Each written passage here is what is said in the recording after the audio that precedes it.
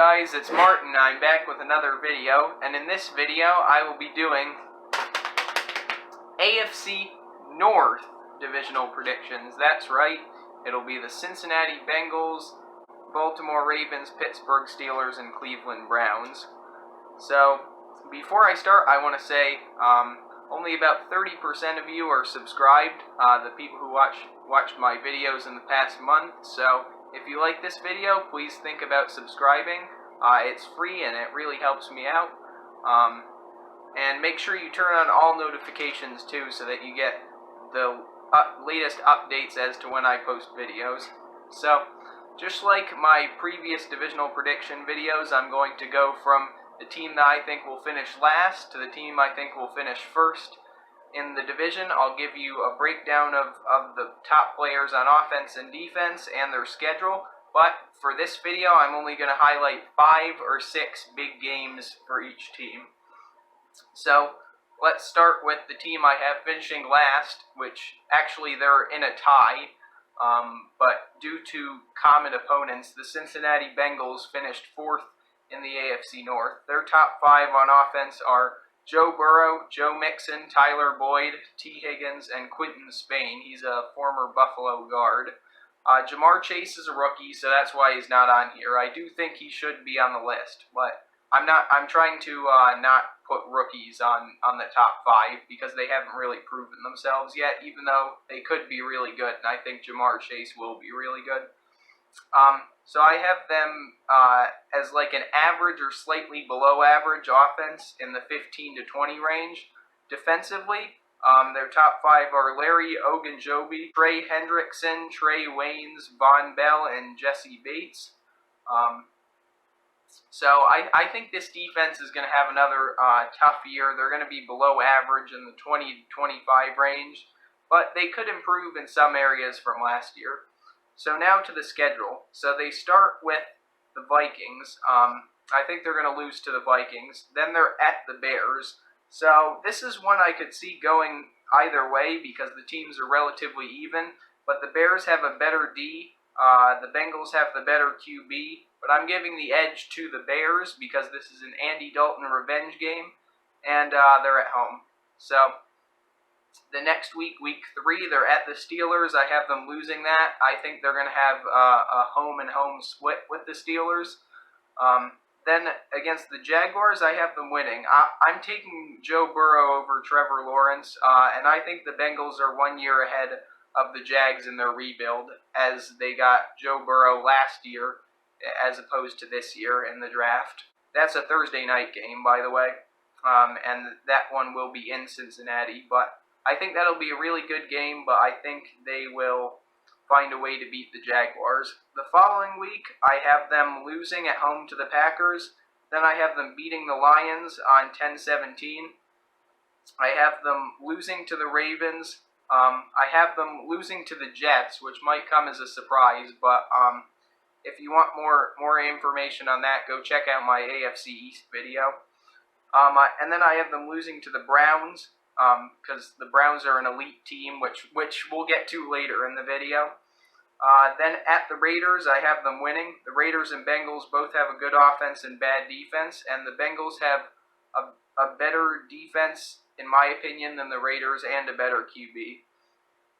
I have them beating the Steelers. I think the Steelers are regressing while the Bengals are rebuilding and getting better, and I think Joe Burrow will win a high-scoring game at home. And then the following week against the Chargers, this is going to be a huge game because it's Justin Herbert versus Joe Burrow. I think Justin Herbert will be a little bit further along in his QB development, seeing as he played a full season last year than Burrow. And he has a better offense and a more complete team around him. So I think the Chargers will win that. But again, that's another one that could go either way. And then on 12-12, I have them losing to the 49ers. I have them losing at the Broncos, but that's another one that could really go either way. And then I have them winning. I have them getting the Ravens once on 12-26. I think the Bengals' high-powered pass offense will upset the Ravens in a home-and-home split, and it'll catch the Ravens underestimating the Bengals. The Bengals, like the Jets, I think will be a really tough out for a lot of teams, and I think this is a situation where the Ravens kind of overlook the Bengals, and the Bengals end up pulling off the win at home. Then I have them losing at home to the Chiefs, and at the Browns, it depends on if the Browns rest their starters. I don't think they will. I have them losing. So I have them going 5-12 or 6-11 if the Browns rest their starters. I think their floor is 3-14, ceiling is 8-9, and yeah, their shared opponents with the Steelers are the Chiefs, Ravens, Browns, Broncos, Raiders, Chargers, Lions, Vikings, Packers, and Bears, and they go 3-8 against those opponents. Well, the Steelers go 4-7, so that's why they finish in fourth. So the Steelers, sorry Steelers fans, but this is going to be hard for you guys to hear, but this is going to be a rough year. Top 5 on offense, Big Ben, Juju Smith-Schuster, Chase Claypool, and Deontay Johnson. I think they're going to be below average in the 15 to 20 range on offense. Top 5 on defense, Cam Hayward, TJ Watt, Melvin Ingram, Minka Fitzpatrick, and Cameron Sutton. I think this is a top 10 defense still. It might regress a little bit from last year, but I still think it's going to be really solid. So week 1 at the Bills, I have them losing. Week 2 versus the Raiders, I have them winning. I think Pittsburgh's D will slow down Derek Carr, and Big Ben will do enough to win at home. Then the following week, I have them beating the Bengals. I think, again, Pittsburgh's D will slow down Joe Burrow, and I think the offense will have a strong showing at home. I think this will be a Najee Harris breakout game. The next week on 10-3, I have them losing at the Packers. I have them losing versus the Broncos the following week. I think the Broncos have QBs with a higher ceiling in Locke and Bridgewater, but both teams have great defenses and bad offenses, so this is a close one that could go either way, but I'm giving it to the Broncos. And then I have them losing to the Seahawks. So they're going into the Week 7 bye at 2-4. And then coming out of the bye, I have them losing at the Browns. The Browns are going to be really good this year. So they're going to be a tough out for any team. The following week versus the Bears, I have them winning. I'll take Big Ben over Andy Dalton. Or an unexperienced Justin Fields, because I think he'll probably start somewhere between week 6 and 8, so he might be starting. And then I have them winning against the Lions on 11-14, losing at the Chargers, losing at the Bengals, and winning versus the Ravens. I think this will be a low-scoring, grinded-out game where the running games and defenses are strong, and I think Najee Harris will have another big game. I have them losing at the Vikings. I have them losing at home against the Titans, and I have them losing at the Chiefs. And to finish the season, I have them losing at home to the Browns and losing on the road to the Ravens. So I have them going 5-12 as well. I think their ceiling is 8-9 and their floor is 3-14, similar to the Bengals. But their shared opponents are the Chiefs, Ravens, Browns, Broncos, Raiders, Chargers, Lions, Bears, Vikings, and Packers. And that win over the Bears gives them an edge. So they go 4-7 against shared opponents and finish third in the division. And then up to the teams that are going to be really good this year. The Baltimore Ravens and the Cleveland Browns. I have the Ravens finishing second. Their top 5 on offense are Lamar Jackson, Marquise Brown, Sammy Watkins, J.K. Dobbins, and Gus Edwards. I think this is going to be above average, or even a good, or maybe even a great offense in the 10 to 15 range. Top 5 on defense are Calais Campbell, Patrick Queen, Marlon Humphrey, Marcus Peters, and Tyus Bowser, and I think this is going to be another top 10 defense. Lots of good defenses in this division. So on to their schedule. They start off at the Raiders. I think they'll win this game in a close, fast-paced game. I think the Ravens D will win the game on a late game interception, and I think this could be a breakout game for Lamar Jackson, both running the ball and throwing the ball, as I don't think the Raiders defense will be that good this year. The next week I have them losing to the Chiefs. Then I have them winning back-to-back road games. I have them winning at the Lions and at the Broncos. Again, I think the Broncos could be good, so that could be a close one, but I think the Ravens are on a different tier than the Broncos this year. At home against the Colts, I have them winning. Again, you've probably heard me say this before, but Carson Wentz will struggle against an elite pass D, and the Ravens will win a low-scoring game with their running game. And then the following week versus the Chargers, I have them losing. I think it's a letdown spot at home versus a good Chargers team, given that they've won 3 in a row coming in. So I have them losing that one. The following week versus the Bengals, I have them winning. I think the pass D will slow down Burrow, while the run game will wear down the Bengals D. I think J.K. Dobbins and Lamar Jackson will shine on the ground. And then, so going into their Week 8 bye, they're 5-2, pretty solid. But they're going to get a little bit of a heat check coming out of the bye.